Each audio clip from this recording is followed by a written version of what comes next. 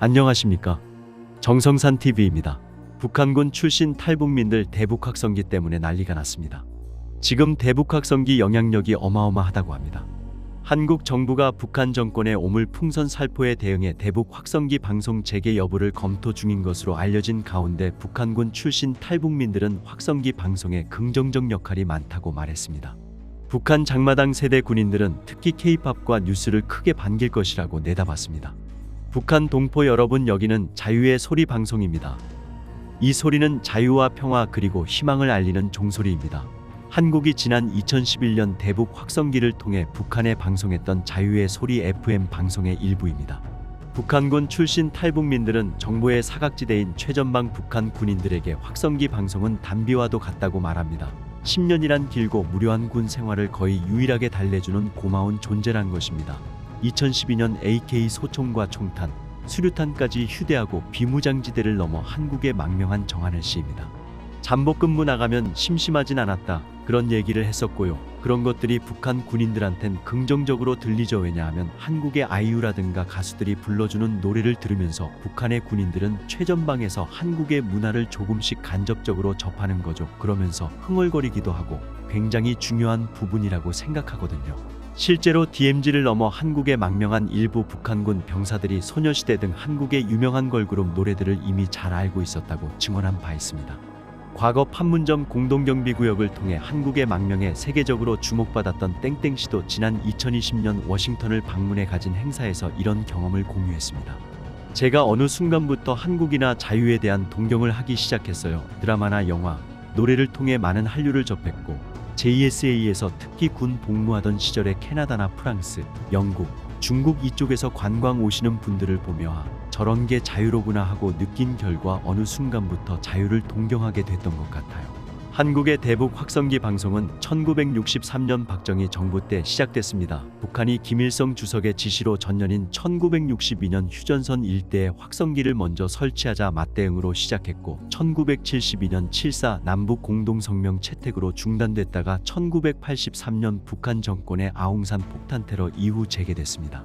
이어 2004년 남북 군사합의를 통해 중단된 뒤 2010년 북한의 천안함 폭침, 한국군 장병 2명이 크게 다친 2015년 목함지뢰 사건, 이듬해 북한의 4차 핵실험 등 중대 도발이 있을 때마다 철거와 재개를 반복했습니다. 그러다 남북이 합의한 2018년 4월 판문점 선언 이후 지금까지 방송은 중단됐습니다. 한국군 관계자들에 따르면 고출력 스피커를 장착한 대북 확성기 방송은 청취 거리가 10km에서 30km에 달합니다. 성능이 약해 한국군 진영에서 소리가 윙윙거리며 잘 들리지 않는 북한의 확성기와는 비교 자체가 안 된다는 것입니다. 한국은 이런 고출력 확성기를 2018년 당시 고정형 24개, 이동형 16개를 운용하고 있었습니다. 방송 내용도 다양합니다. 한국 국군 심리전단에 따르면 2017년 기준 김광석의 이등병의 편지 등 100여 곡의 노래가 반복적으로 송출됐고 일기예보, 국제뉴스 등 다양한 소식이 하루 8시간 정도 송출됐습니다. 익명을 요구한 북한 최전방 출신 탈북민 J씨는 앞서 VOA에 한국의 이등병에 해당하는 상등병의 편지가 군인들 사이에서 인기가 매우 높았다고 전했었습니다. 김광석 이등병의 편지집 떠나와 열차 타고 훈련소로 가는 날 부모님께 큰절하고 대문 밖을 나설 때 가슴속에 무엇인가 아쉬움이 남지만 풀 한 포기 친구 얼굴 모든 것이 새롭다. 북한 군인들의 인권 문제를 다룬 책을 올가을 영문으로 출간할 예정인 북한 공병 군단 출신 엄영남 씨는 3일 VOA와의 통화에서 확성기 방송은 북한 군인들에게 남한에 대한 신뢰를 쌓게 하는 강력한 무기라고 말했습니다.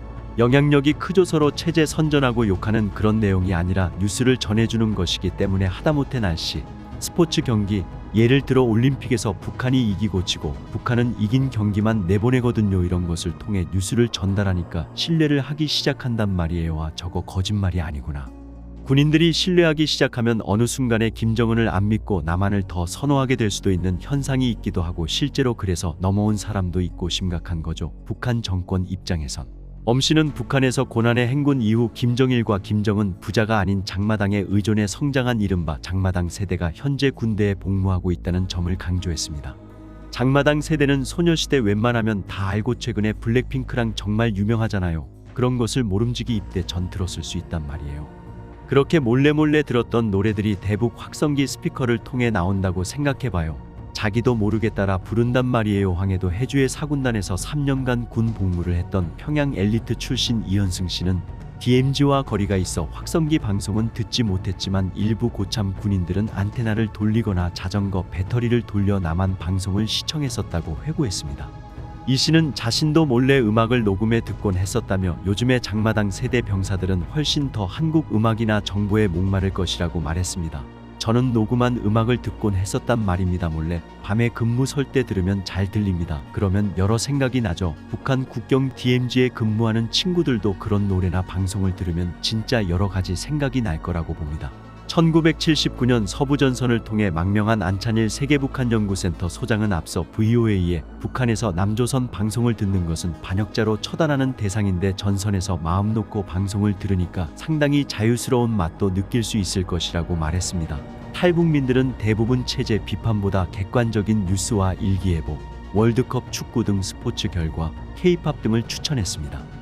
지난 2016년 중동부 전선을 통해 한국에 망명한 북한군 출신 김강유 씨는 3일 VOA 확성기 방송 등은 장마당 세대에 유익하다면서도 거부감이 적은 객관적 데이터 등을 보내는 것이 효과가 클 것이라고 말했습니다. 대북방송은 체제를 비방하거나 권위자에 대한 비방보다 한국의 경제발전이라든가 한국 사람들의 생활 수준을 알리는 게 유익합니다. 한국에서 남북한 군인들의 상황 등을 비교하는 유튜브 채널 북시타를 운영하며 최근 북한군 병사들의 실상을 담은 단편 영화 두 병사를 제작한 정하늘 씨는 장마당 세대는 훨씬 더 세상에 관심이 많다면서 한국이 이들에게 지속적으로 접근할 필요가 있다고 말했습니다.